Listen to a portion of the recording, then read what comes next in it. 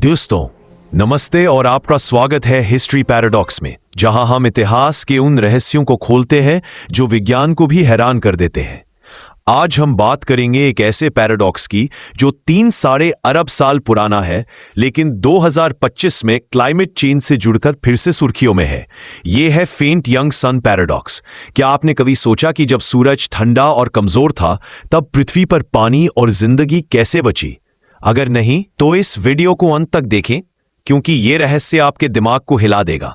अगर आप हमारे चैनल पर नए हैं तो सब्सक्राइब करें, लाइक करें और बेल आइकन दबाएं ताकि आप हर नए रहस्य का हिस्सा बने। चलिए शुरू करते हैं। दोस्तों, बात 3 अरब साल पहले की है। उस समय हमारा सूरज, जिसे हम आज चमकता देखते हैं, इतना कमजोर था कि उसकी गर्मी आज की तुलना में 20 से 30% कम थी। वैज्ञानिक भाषा में इसे फेंट यंग सन कहते हैं। लेकिन चौंकाने वाली बात यह है कि उस समय भी पृथ्वी पर पानी तरल रूप में था और जिंदगी शुरू हो रही थी, माइक्रोबियल जीवों के रूप में। पहेली यह है, अगर सूरज इतना ठंडा था तो पृथ्वी बर्फ की गोली क्यों नहीं बन गई? आखिर वो गर्मी कहां से आई जिसने पृथ्वी को रहने लायक बनाए रखा? यही है फेंट यंग सन पैराडॉक्स। 1970 के दशक में वैज्ञानिक कार्ल सैगन और जॉर्ज मुलेन ने इस पैराडॉक्स को दुनिया के सामने लाया।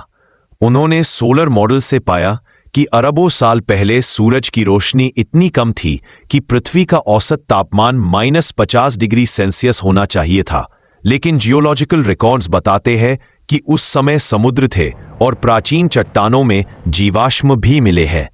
उदाहरण के लिए, ऑस्ट्रेलिया की 3.5 अरब साल पुरानी चट्टानों में साइनोबैक्टीरिया के निशान मिले हैं।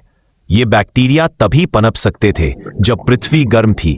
तो सवाल ये है, सूरज ठंडा फिर भी पृथ्वी गर्म कैसे? वैज्ञानिकों ने इस पैराडॉक्स को सॉल्व करने के लिए कई थ्योरीज दी है। ग्रीन हाउस गैसेस का जादू। कुछ वैज्ञानिक मानते हैं कि प्राचीन पृथ्वी पर कार्बन डाइऑक्साइड CO2 और मीथेन CH4 जैसी ग्रीन हाउस गैसेस की मात्रा बहुत ज्यादा थी। ये गैसेस सूरज की कमजोर गर्मी को ट्रैप करके पृथ्वी को गर्म रखती थी। पृथ्वी का अलग अल्बेडो। उस समय पृथ्वी का रंग गहरा था क्योंकि ज्यादा जंगल या बर्फ नहीं थी। गहरे रंग सूरज की रोशनी को ज्यादा सोखते हैं, जिससे पृथ्वी गर्म रही। ज्वालामुखी गतिविधि।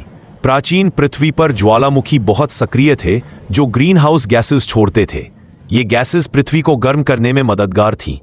2025 का नया ट्विस्ट।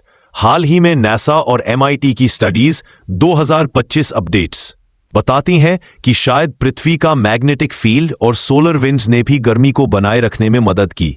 लेकिन दोस्तों, इनमें से कोई थ्योरी पूरी तरह पक्की नहीं है। कुछ वैज्ञानिक कहते हैं कि शायद हमारा सोलर मॉडल ही गलत है। अब आप सोच रहे होंगे कि यह पुराना पैराडॉक्स 2025 में क्यों ट्रेंडिंग है? जवाब है क्लाइमेट चेंज। आज हम ग्लोबल वार्मिंग से जूझ रहे हैं और ग्रीन हाउस गैसेस को इसका जिम्मेदार मानते हैं।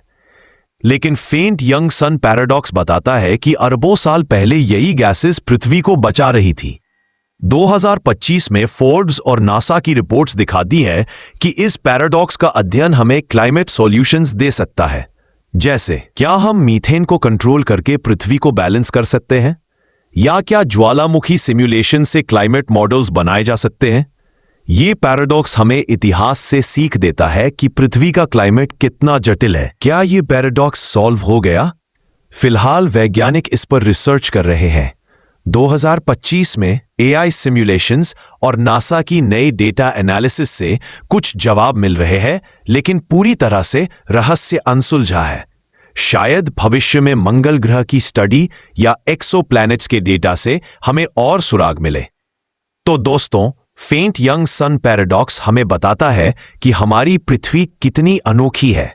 एक कमजोर सूरज के बावजूद उसने जिंदगी को पनपने का मौका दिया।